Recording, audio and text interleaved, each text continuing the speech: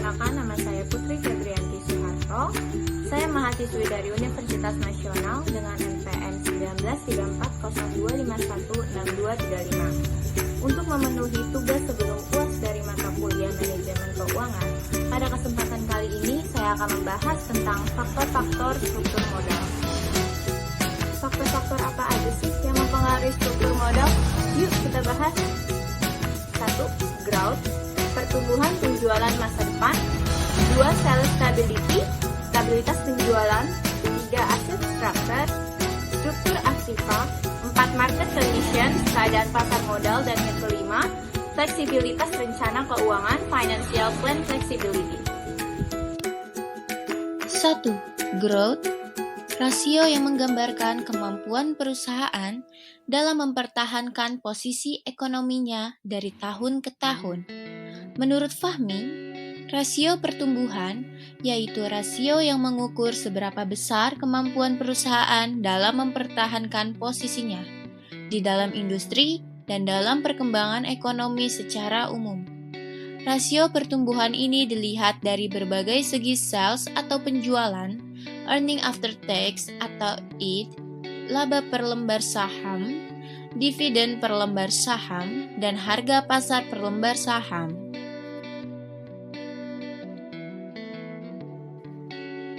Dua, sales stability. Stabilitas penjualan akan mempengaruhi kestabilan keuntungan yang harus diperhatikan oleh debitur sebelum mengambil keputusan. Ketika penjualan tinggi, keuntungannya juga tinggi, dan perusahaan berada dalam posisi yang lebih baik untuk memenuhi komitmen tetap seperti bunga pada surat hutang dan dividen pada saham preferensi. Jika perusahaan memiliki penjualan yang tidak stabil, maka perusahaan tidak dalam posisi untuk memenuhi kewajiban tetap. Jadi, modal ekuitas terbukti aman dalam kasus seperti itu. 3.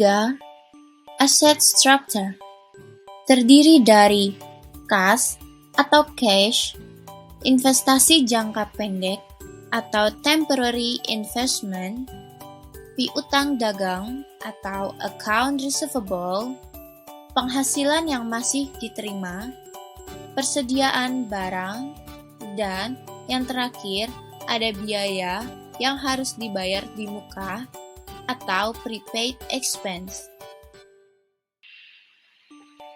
4. Market conditions, kondisi pasar modal atau capital market condition. Dalam kehidupan perusahaan, harga pasar saham telah mendapat pengaruh penting. Selama periode depresi, struktur modal perusahaan umumnya terdiri dari surat hutang dan pinjaman.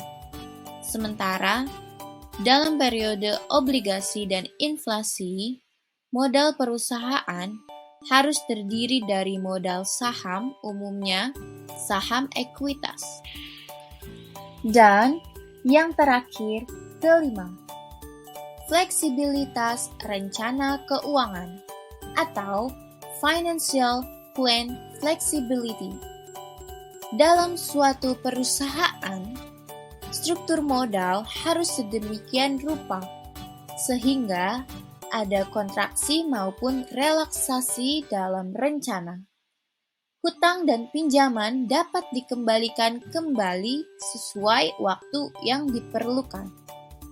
Sementara modal ekuitas tidak dapat dikembalikan pada titik manapun yang memberikan kekakuan pada rencana. Oleh karena itu, untuk memungkinkan struktur modal, perusahaan harus melakukan penerbitan surat hutang dan pinjaman lainnya. Semua itu tergantung pada tingkat fleksibilitas rencana keuangan. Sekian penjelasan dari saya mengenai faktor-faktor struktur modal. Terima kasih. Bye.